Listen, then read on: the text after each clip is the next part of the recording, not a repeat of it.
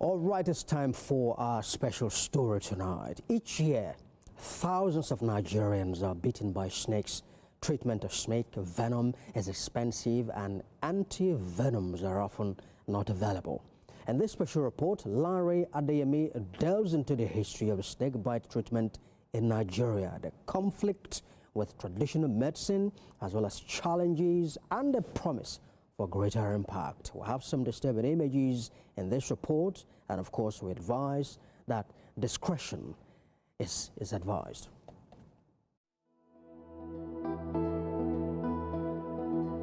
Just like the Tangle people of Kaltungo believed that their ancestors descended from the mountaintop, the reputation for the treatment of snakebite has been passed down for generations. Kaltungo has an ideal environment for snakes to thrive.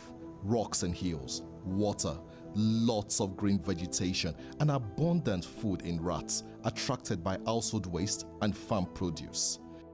The Snakebite Treatment Center was established in 1958 as a ward by the Sudan Interior Mission. It has grown over the past 67 years into a full hospital and research center, handling an average of 2,500 snakebite cases every year. The first time I came to the then snakebite treatment ward under the Kaltungo General Hospital was 8 years ago. The facility was in deplorable condition. The wards were dirty and overcrowded. Even the kitchen was used as a ward, where patients lay on the floor without windows. The condition would break even the hardest heart.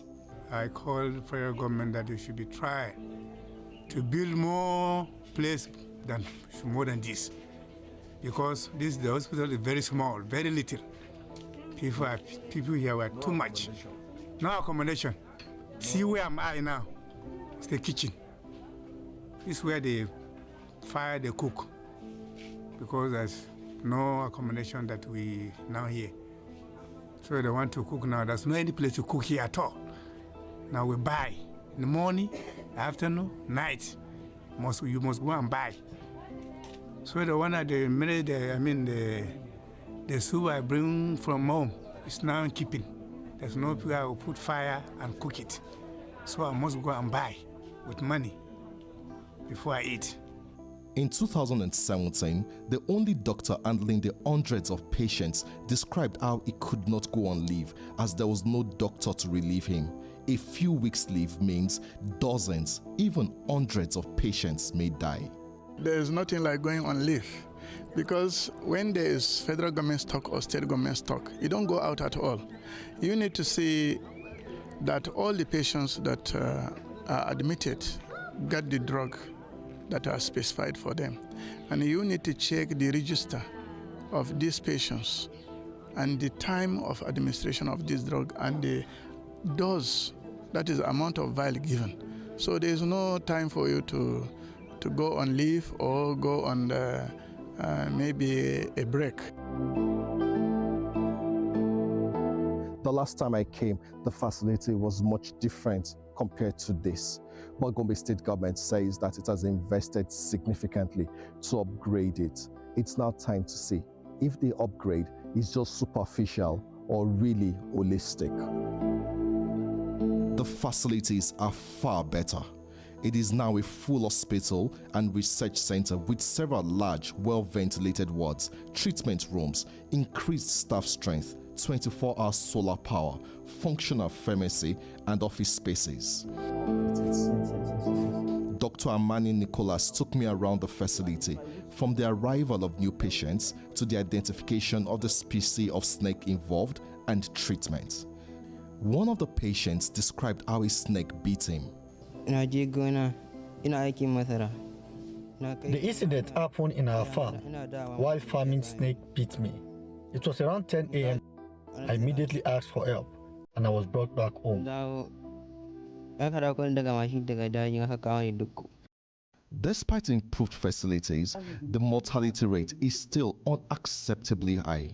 Dr. Amani explains to me that each vial of antivenom medication, crucial for treatment, costs over 200,000 naira.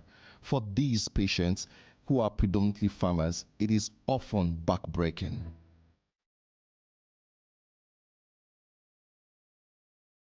The federal and Gombe state governments sometimes supply free antivenom, but it is far from sufficient as the stock runs out due to high number of patients. Low socioeconomic class, looking for loss of livelihood, encountering snake, coming to the facility, going back again to look for anti-snake venom, trying to sell some of these their properties or some of their families, lease them to come back again and buy this anti-snake venom. They actually all these things combine together to lead to high rate of mortality and morbidity in patients that are having snake bites.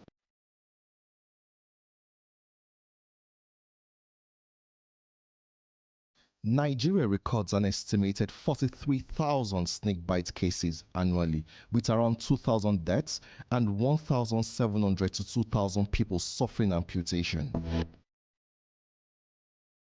Rural communities, especially farmers, herders, and children, are at most risk.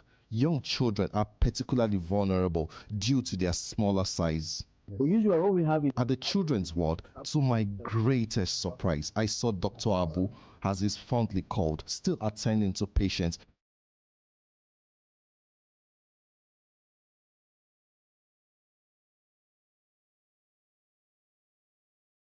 as he has done for the past 27 years. that way you don't have this white. He was far too busy for a long chat about our experience and decades without leave. After 27 years of service, this 59-year-old foreign-trained veteran is set to retire at the end of 2025. Returning from Europe as a young doctor, he left behind all the opportunities it offered to commit to a life of treating low-income snakebite victims in the remote town of Kaltungo. After all these years of service and unimaginable sacrifices, he is living with regret. A dream left unfulfilled. Let Professor Ransom Kuti, when he said 1987 that we are going to do some epidemiological study to know the type of snake we have and to drive against to make anti-snake venom for the country, specific one. So that was the dream. See that the drugs are being produced here. That's my goal. Because despite the production in collaboration is with the UK, but I want it to be produced here in Nigeria, in Kaltungo.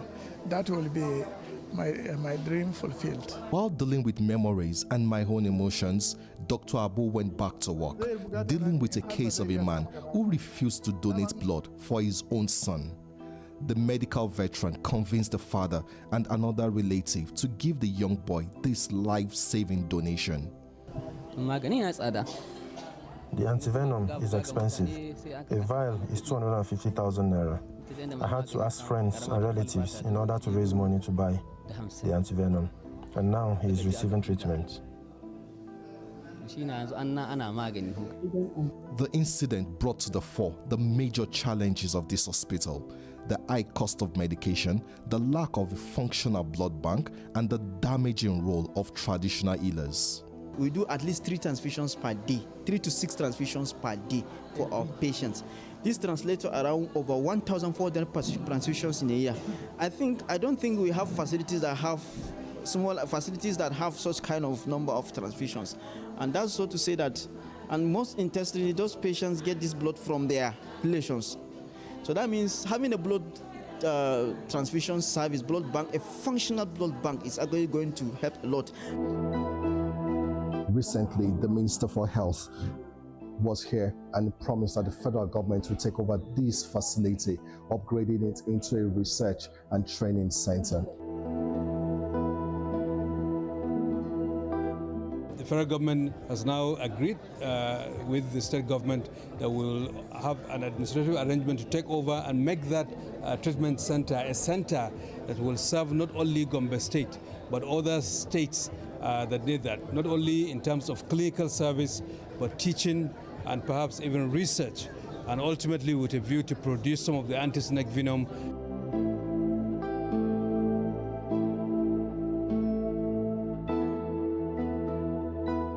But while we wait for the federal government to implement this policy, patients continue to flood in from across northern Nigeria and sometimes even from Cameroon, Chad, and Niger. It's important the federal government expedites this promise to upgrade this facility and take it over, because delay literally means life and death for hundreds of people.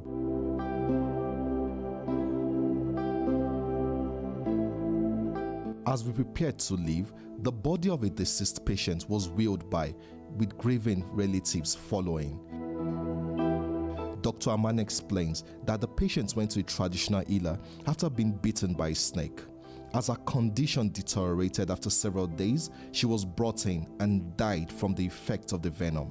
They delay the patient from obtaining the appropriate care, that's anti-snake venom. 2 is that they actually more end up complicating, especially those ones that are taking orally, they complicate some of the systemic symptoms of envenomation, because we are talking about something that has not been measured, scientifically proven that is safe.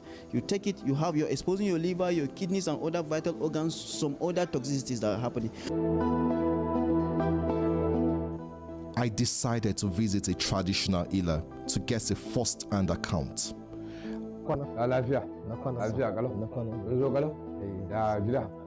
We were warmly welcomed as we walked into his residence. In front of his house sat his young daughter with 2 small snakes.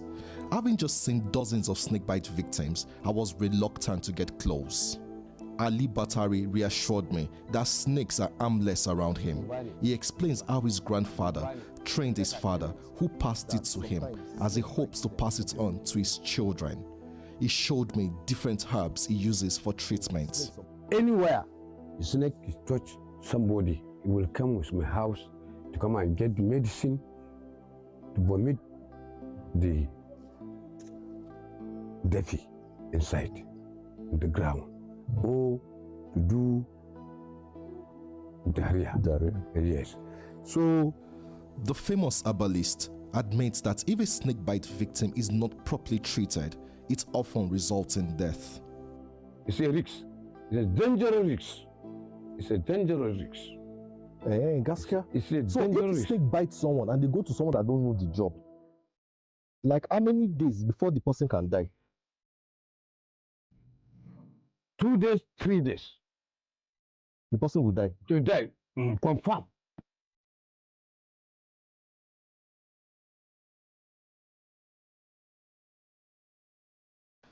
There is no documented scientific proof backing the efficacy of these herbs and traditional method of snakebite treatment, but the testimony of a former patient cannot be ignored. Lokacin da na je ni she mai shece mun mai maganin gargajiya ce mun nemi koyi danyen koyi wannan koyi. When the snake bit me, I was trying to get to the healer's house. Then I saw my father on his bicycle. I collected the bicycle and rode to the healer's house, even though it is not advisable to ride a bicycle after a snake bite. Upon reaching the healer's house, he gave me a portion of snake bite medicine mixed with raw egg. I drank it and I vomited a lot. Each time I vomited, the traditional healer used to check the vomit looking for the snake venom. Akwai abin da yake duba a ciki, ashe dafi yake duba a ciki. Thousands of Nigerians have suffered from snake bites. Ali Batari here, a traditional healer, claims that in his several decades of practice, he has not lost a single patient. The federal government is also investing massively in the snakebite treatment and research center in Kautungo. The hope is that either from traditional medicine or from conventional medicine, that any Nigerian that gets bitten by snake can be treated properly and recover. Landry Adiemi, TVC News, Zambuk, Gombe State.